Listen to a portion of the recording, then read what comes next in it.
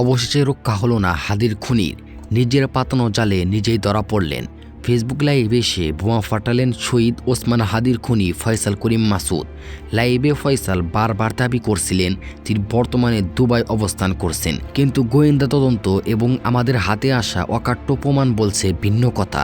আমাদের অনুসন্ধানে উঠে এসেছে এমন সব চাঞ্চল্যকর তথ্য যা আপনাকে বিশ্বাস করতে বাধ্য করবে। শুটার ফয়সাল করিম মাসুদ দুবাই নয়, বরং বাংলাদেশে অবস্থান করেছেন। কিন্তু কোথায় লুকিয়ে আছে শুটার? কার শেল্টারে এতদিন তিনি আত্মগোপনে ছিলেন? কার ছায়ায় হাদিকে হত্যা করা হলো? আজ আমরা উন্মোচন করতে যাচ্ছি হাদি হত্যার সেই অজানা রহস্য এবং ফয়সালের অবস্থানের আসল সত্যতা।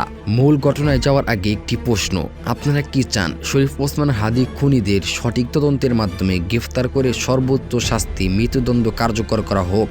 যদি তাই হয় তাহলে আপনি কমেন্ট বক্সে লিখুন হাদি হত্যার বিচার চাই। শরীফ ওসমান হাদি হত্যাকাণ্ডের পর থেকেই যার নাম সবার মুখে মুখে এবং মামলার এজাহার থেকে শুরু করে সিসিটিভি ফুটেজ সবখানে যাকে হত্যার মূল কারিগর হিসেবে চিহ্নিত করা হয়েছে, সেই শুটার ফয়সাল করিম মাসুদ অবশেষে প্রকাশ্যে এলেন। তবে পুলিশের হাতে ধরা দিতে নয়, বরং সামাজিক যোগাযোগ মাধ্যমে লাইভে এসে নতুন করে এক নাটকের জন্ম দিতে। দীর্ঘদিন আত্মগোপনে থাকার পর গতকাল পরপর দুইবার ফেসবুক লাইভে আসেন এই কুখ্যাত আসামি। এসে তিনি দাবি করেন তিনি নাকি এই হত্যাকাণ্ডের সাথে জড়িত নন। তিনি দাবি করছেন তিনি বর্তমানে বাংলাদেশের সীমানা ছাড়িয়ে সুদূর দুবাইয়ের বিলাসবহুল জীবন কাটাচ্ছেন।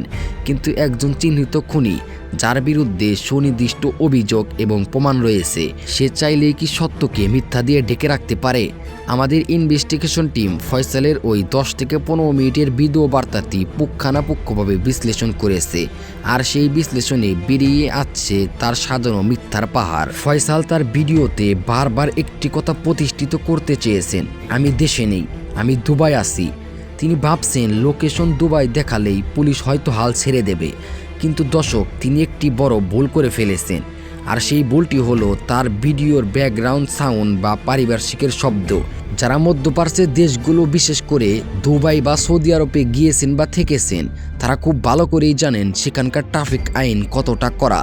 সেখানে রাস্তায় হর্ন বাজানো রীতিমতো দণ্ডনীয় অপরাধ এবং এর জন্য বড় অঙ্কের জরিমানাও গুনতে হয়। দুবাইয়ের রাস্তায় সাধারণত পিনপতন নিরাপত্তা থাকে, অথচ ফয়সালের লাইভ ভিডিওটি যখন আপনি হেডফোন লাগিয়ে মনোযোগ সহকারে শুনবেন, তখন তার কথার পিছনে স্পষ্টভাবে ভেসে আসবে রিকশার বেলের টুংটাং শব্দ, পুরনো ইঞ্জিনের বাসের কোকর্ষ হর্ন এবং জ্যামে আটকে থাকা রাস্তায় সেই চিরচেনা কোলাহল। দুবাইয়ের মতো একটি হাই প্রোফাইল শহরে কি ঢাকার গুলিস্তান বা যাত্রাবাড়ির মতো হর্নের শব্দ পাওয়া সম্ভব? এই শব্দগুলো কোনোভাবেই আরবের মরুভূমির দেশের নয়, বরং এই নয়েজ বা কোলাহল স্পষ্ট ইঙ্গিত দিচ্ছে ফয়সাল কোনো শীততাপ নিয়ন্ত্রিত আরবে অবস্থান করছেন না, বরং তিনি অবস্থান করছেন বাংলাদেশে। প্রশাসনের ভেতরে ঘাপটি মেরে থাকা সেই পুরনো সেটআপের মুখোশ উন্মোচন করব আজ। আসুন প্রথমে দেখি আজ সকালে ডিজিটাল দুনিয়ায় কি ঘটল। মাদকদ্রব্য নিয়ন্ত্রণ অধিদপ্তরের ইউটিউব চ্যানেলে TBC4 ফাইনাল নামে একটি ভিডিও ছিল। এটি প্রথম আপলোড করা হয়েছিল গত বছরের 23 জানুয়ারি। এরপর রহস্যজনকভাবে এটি আবার রিআপলোড করা হয় 4 নভেম্বর এবং 25 সেপ্টেম্বর। ভিডিওতে দেখা যায় ফয়সাল করিম কেন্দ্রীয় চরিত্র অভিনয় করছে, কিন্তু যেইমাত্র ফেসবুকে জানাজানি হলো যে এই হিরো আসলে শহীদ ওসমান হাদির খুনি, ঠিক তখনই ডিএনসি কর্তৃপক্ষ প্যানিক মোডে চলে গেল। আজ সকাল 11টার পর চ্যানেলে ঢুকে দেখা যাচ্ছে সিরিয়ালে TBC3 আছে, এরপর TBC5 আছে, মাঝখানে TBC4 নেই, গায়েব। প্রশ্ন হলো, ফয়সাল যদি শুধু একজন সাধারণ অভিনেতাই হতো তাহলে ভিডিও ডিলিট করার দরকার কি ছিল? ডিএনসি কি জানতো না যে তারা কাকে দিয়ে কাজ করাচ্ছে? এটি তড়িঘড়ি করে মুছে ফেলা কি প্রমাণ করে না যে ডালমের কুচ কালা হয়? এটি কি নিছক ভুল, নাকি খুনি ফয়সালের সাথে ডিএনসির কোনো বড় কর্মকর্তার কোনো গোপন কানেকশন ঢাকতেই এই ডিজিটাল সার্জিক্যাল স্ট্রাইক? নেটিজেনরা বলছেন চোরের মন পুলিশ। ভিডিও সরিয়ে তারা কার্যত স্বীকার করে নিল যে তারা অপরাধীর সাথে জড়িত ছিল। শুধু অভিনয় নয়, কেঁচো খুঁড়তে গিয়ে এবার সাপ বেরিয়ে আসছে। ইনকিলাব মঞ্চের সদস্য সচিব আব্দুল্লাহ আল জাবের একটি মারাত্মক অভিযোগ এনেছেন।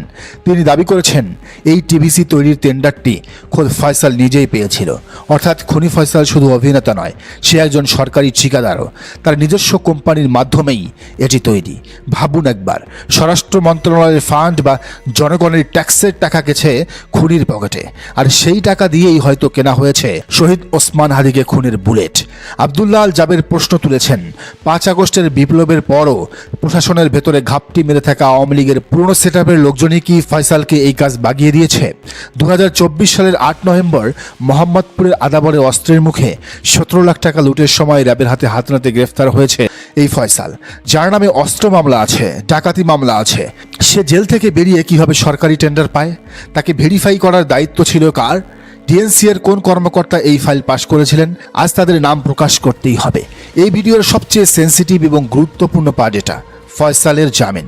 ইনকিলাব মঞ্চ সহ বিভিন্ন মহল মনে করছে ফয়সালকে জামিনে বের করা হয়েছিল স্পেসিফিক একটি অ্যাসাইনমেন্ট দিয়ে, আর সেই অ্যাসাইনমেন্ট হলো শরীফ ওসমান হাদিকে খুন করা।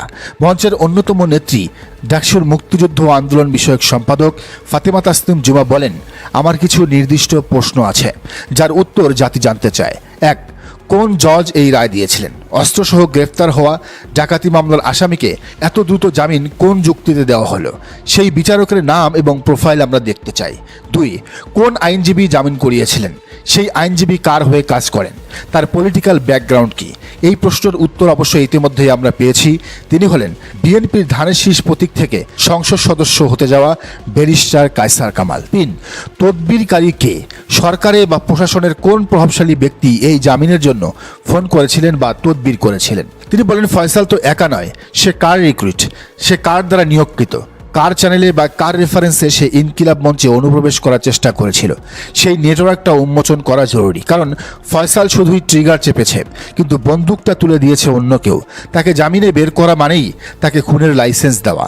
আরেকটি বিষয়, কবির নামে যাকে গ্রেফতার করা হয়েছে সেও নাকি প্রথম অ্যাটেম্পটের সময় ফয়সালের সাথে ছিল।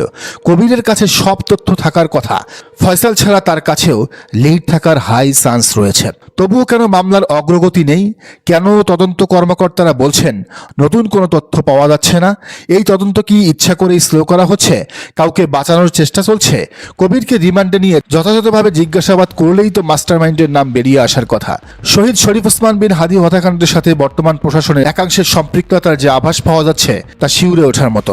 স্বরাষ্ট্র মন্ত্রণালয়ের অধীনস্থ সংস্থার বিজ্ঞাপনে খুনি অভিনয় করে, টেন্ডার পায়, আর জামিনে বেরিয়ে এসে বিপ্লবীদের খুন করে। এটা কোনো বিচ্ছিন্ন ঘটনা হতে পারে না, এটি একটি সংঘবদ্ধ চক্রের কাজ বলেই মনে করে ইনকিলাব মঞ্চ। ইনকিলাব মঞ্চ অনুসন্ধানী সাংবাদিকদের প্রতি এবং সরকারের উচ্চ মহলের প্রতি কিছু দাবি জানিয়েছে। 1. ডিএনসির যে কর্মকর্তারা ফয়সালকে কাজ দিয়েছেন তাদেরকে অবিলম্বে গ্রেপ্তার করতে হবে। 2. ফয়সালের জামিন প্রদানকারী বিচারক এবং আইনজীবীর তদন্ত করতে হবে। 3. ভিডিও ডিলিট করে যারা প্রমাণ লোপাট করেছে তাদের ডিজিটাল অ্যাক্টের আওতায় আনতে হবে। ওসমান হাদি ভাইয়ের রক্ত বৃথা যেতে পারে না, এই জট খুলতেই হবে। আপনারা যারা ভিডিওটি দেখছেন শেয়ার করুন, যত বেশি মানুষ জানবে তত দ্রুত খুনিদের গডফাদাররা গর্ত থেকে বেরিয়ে আসতে বাধ্য হবে। আমরা বিচার চাই, আমরা শহীদ ওসমান হাদি হত্যার মাস্টারমাইন্ডকে ফাঁসিতে ঝোলাতে চাই। দর্শক, আপনার কি মনে হয় জানান মন্তব্যের ঘরে। আর এই চ্যানেলে নতুন হলে অবশ্যই সাবস্ক্রাইব করে বেল আইকনটি বাজিয়ে রাখুন।